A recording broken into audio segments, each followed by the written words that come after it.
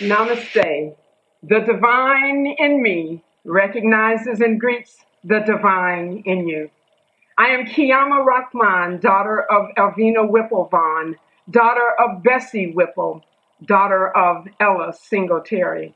I bring you greetings from sunny St. Croix in the Virgin Islands. I am honored and delighted to be with you this beautiful and eventful morning. It is particularly fitting because it is my 72nd Earth Day, a season that is one of reflection for me. But a second reason is that although my ministerial career did not begin at UUCA, my journey to Unitarian Universalism did. It was January 1992. I think that was the correct year. It was MLK Jr. Sunday. I do remember that. And the Reverend Dr. Edward Frost was speaking about Dr. King's dream of beloved community. I had been attending Hillside International Truth Center for several years. I had joined and gone through the new members orientation. I was nervous because I knew I was not Christian and I was worried they would find out. But I had not found anything or any place else that I was comfortable with, so I was making do. Over the years, I had noticed flyers advertising Unitarian Universalism, and they were always connected to social justice issues. So one morning, having moved into the neighborhood, my youngest daughter, Kalima, my son, Muhammad, and his best friend and I all showed up at UUCA. Your church in the round allowed me a bird's eye view, and I noticed immediately that we appeared to be the only blacks present that morning. I remember thinking, well, the minister gets some brownie points. He could have skipped MLK Sunday and no one would have been the wiser. So we get through the service. By then, my son was seated to my right and his best friend on my left. I had to separate them because they had gotten too chatty during service. We stand to sing, we shall overcome. Everyone began to spontaneously join hands, and there might have even been a little swaying going on. Have you ever gotten such a strong urge pulling at you that you could not ignore it? So I turned to my right and looked straight into the face of my son. He had this hurt expression on his face. Upon further inspection, I noticed his right hand and the gentleman's left hand next to him were hanging limply by their sides. In that moment, I was already giving the minister a piece of my mind and letting him know why I would never return to this church. As we made our way to the receiving line, I ran into a coworker, Barbara Burnham. Barbara and I knew each other because she headed up the refugee program and I headed up the family violence program. Of course, I knew her and told her what had happened, and she apologized and told me that she did not think it was racism, but that some people at UUCA were not touchy-feely. And then she told me something that changed my life forever. She told me about THE, Thurman Hamer Ellington, an intentionally diverse congregation where I might be more comfortable. Years later, when I was speaking with another Black person, she indicated how insulted she would have felt to be directed to the Black church. Point to note. Like any other people, Blacks are not monolithic. We do not think alike or act alike. I was pleased to strut my happy hips up to THE, where in the days, months, and years to come, I filled almost every role possible. I facilitated meetings, served on the board and committees, put together worship services, preached and connected with the larger world of Unitarian Universalism as I fed my soul. I was asked to join the UU Women's Federation. Ann Olson was on the board and had recommended me. I was starting to heal from a violence-filled childhood. I was starting to heal from the racism and sexism that told me I was not enough. not pretty enough, not smart enough, not good enough. Years later, when I was entertaining the thought of ministry, my overwhelming thought was, I am not good enough to be a minister, not pious enough, not worthy of being called. My faith formation and theological language began at home with my mother as the resident theologian. Mom was a preacher's kid from Hawkinsville, Georgia, and she took her job seriously. Bedside prayers were a part of our nightly rituals, as were chores and homework, whether it had been assigned or not. Growing up, family was held together by the powerful rituals of Bible stories and Sunday school worship services, food and Sunday visits. Church for the adults was a refuge from the day-to-day struggle of being Black in America. For the children, it was about Bible study and instructions on the values and morals of right and wrong, followed by fun time with friends. The soul-stirring gospel choir's melodic voices filled the small storefront church and reached deep inside one's being and pulled out the bittersweet stuff of life that made it possible for the adults to keep on keeping on from Monday through Saturday. The unmistakable Southern inflections and cadence of Baptist preaching stirred the passions and exalted the senses and emotions at the Greater St. Stephen's Missionary Baptist Church. Many of the ministers and deacons were employed full-time during the week and transformed on Sundays by their calling and the Holy Spirit. Our minister, the Reverend Nathaniel Howard, was an undertaker at Swanson's funeral home in Detroit. Church was where I made my first speech and claimed my first accolades as a public speaker. It was where I conducted my first meeting, held my first office, and experienced the surrogate parenting of the church members who routinely asked about my grades and academic performance. Many of the elderly members had migrated from the South, where they had worked in the fields and as domestics and had not attended school regularly. And so they were fiercely insistent that we youth get our education. My own father only obtained a third-grade education, while my mother had 2 years at Savannah State College. I am a first-generation college graduate. Education was highly valued in our family, in our community, and in the larger community of Black folks. Just as my life has not been static, neither has my theology. What I believed when I was a Christian attending Greater St. Stephen's as a youth and later as a practicing Muslim for 10 years and now as a Unitarian Universalist for the last 28 years. My beliefs have changed and will probably continue to change until I die. To shape a theology that represents my personal mission and vision, a theology that would leave the world a better place, actually requires intentionality and work.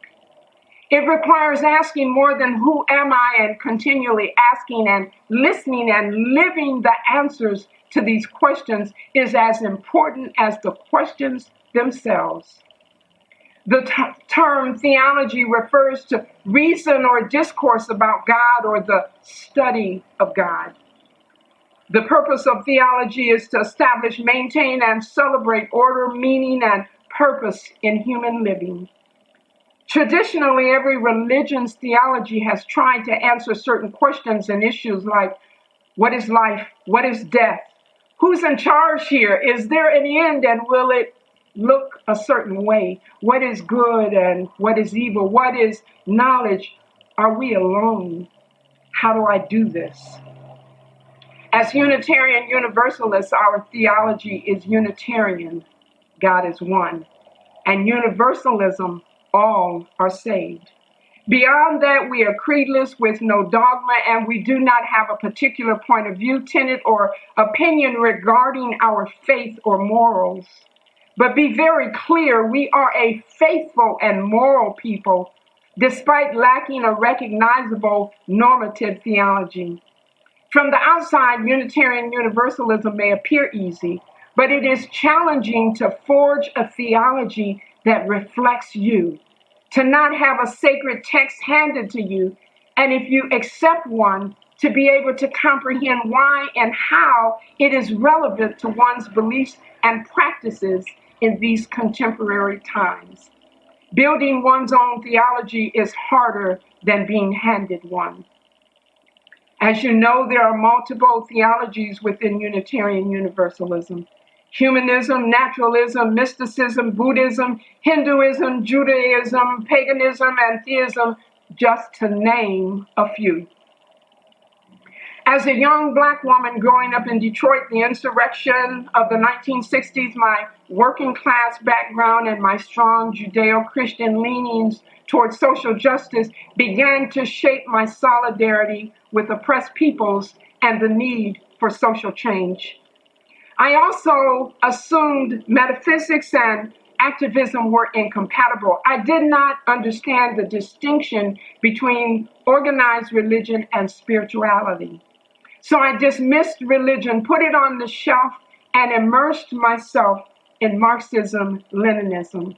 I traveled to Cuba for 3 months with the Venceremos Brigade in 1972, where we were the first brigade to build workers' houses instead of cutting sugarcane. The most defining moment in my life was the day after 9/11. I thought about the individuals whose lives were taken so abruptly, and I asked myself, if I had been killed, what would I have regretted not doing? The answer was pursuing ministry. The following year, I applied to Meadville Lombard Theological School's modified residency program. From a theology of damnation and hellfire, I have evolved to claim mystical humanism. I believe there is a force outside of myself and others in the universe that is available to humans to co-create our living experience. Some call it universal consciousness, infinite intelligence, the great I am, God, spirit of life. That something lures us toward good and inherently speaks to our sense of humanity and goodness.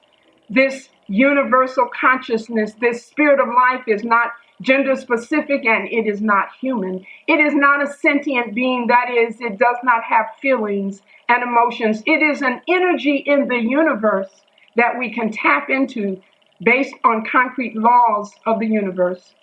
This energy will not define laws such as the law of gravity. So I could not expect to alter my ultimate outcome if I jumped from the 10th floor. I would die. But it is possible through meditation and prayer, I believe, to alter an individual's state of mind, to change the cellular makeup of our bodies that may be producing, let's say, cancer-causing cells. I believe this is what happens when we hear about miraculous healings of persons who were initially diagnosed with a life-threatening illness and later found to be disease-free.